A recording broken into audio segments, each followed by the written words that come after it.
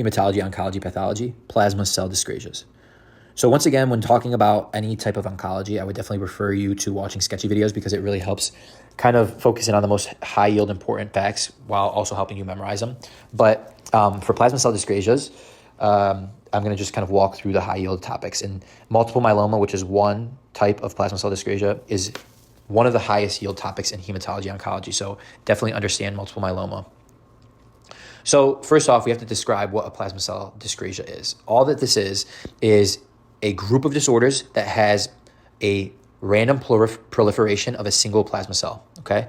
So that means that there's a problem with one plasma cell and it's constantly producing more, okay? It's cloning itself. So just like all other cancers, it's doing the same thing, but it's a plasma cell. So we know that plasma cells produce immunoglobulins, so we're gonna see overproduction of a monoclonal immunoglobulin, okay? And that's gonna be really, really important because it helps us with screening. And the way that we're able to screen is that we look for that monoclonal immunoglobulin, which is going to be known as the M spike.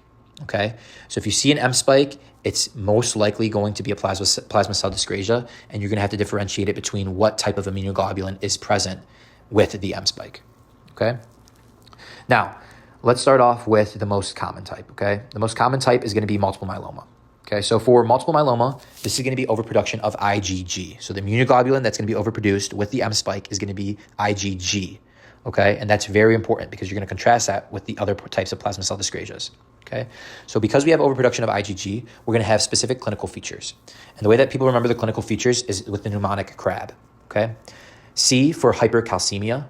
Okay, and they love to ask about the method in which multiple myeloma can cause hypercalcemia. And it's due to the fact that there's an increase in cytokine secretion like IL-1, TNF-alpha, and RANK-L, which leads to the activation of osteoclasts. And osteoclast activation causes bone lytic lesions and back pain. And that is the B in CRAB, which is bone lytic lesions. Okay? So now I gave you two high yield associations that is going to be the clinical presentation and clinical features for multiple myeloma. One is hypercalcemia, two is bone lytic lesions, and how that all occurs. Okay? Very important. Now, for the R and the A for CRAB, we have R for renal insufficiency. And the reason that this occurs is because we have these things for urinalysis shows Ig light chains, known as Bench-Jones proteins, that get stuck in the kidney, okay? And so we have proteinuria, Bench-Jones proteinuria, that's associated with multiple myeloma that can cause renal insufficiency, okay? And lastly, we have anemia. Anemia can be associated with multiple myeloma. There are some lower yield associations for complications of multiple myeloma, and that is primary amyloidosis. And we'll talk about amyloidosis within the pathology videos as well, but know that multiple myeloma has primary amyloidosis as a complication, okay? Next is Waldenstrom macroglobulinemia. So Waldenstrom is just an overproduction of IgM, okay? Once again, compare and contrast that to multiple myeloma, which is overproduction of IgG. Waldenstrom has that overproduction of IgM. Both of them have the M spike, so don't get confused. The M spike is not talking about the immunoglobulin that's increased, right? It's just present in all plasma cell dyscrasias, okay? Because it's serum protein electrophoresis. These are our immunoglobulin overproductions, okay? So Waldenstrom has overproduction of IgM, okay?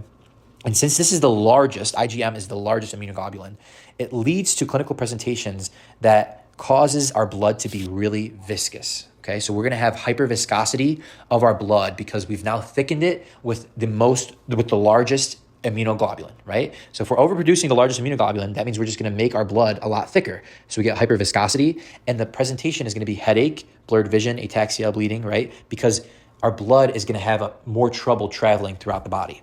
Okay, that's all you really need to know about Waldenstrom. Lastly is MGUS, monoclonal gammopathy of undetermined significance. So we're going to have the M spike, but the patient's going to be asymptomatic. So if you ever see a patient that has an M spike, that means that they have a plasma cell dyscrasia. But if they have no other symptoms, that means we're talking about MGUS. That's why they named it MGUS, because it's of undetermined significance. We don't know if it really is important or not. Who cares if you have it or not, right? We're not 100% sure, so it's undetermined significance. So just to go over all of them real quickly, we have all plasma cell dyscrasias. They present with an M spike, okay?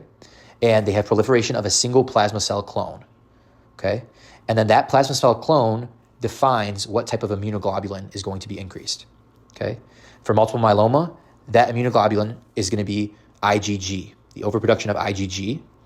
And the clinical features of CRAB, hypercalcemia, renal insufficiency, anemia, and bone lytic lesions, as well as potential amyloidosis, primary amyloidosis. They're going to have Bench-Jones proteinuria, and make sure you understand the whole process in which hypercalcemia and the bone lytic lesions occur. Waldenstrom has the overproduction of IgM and causes hyperviscosity.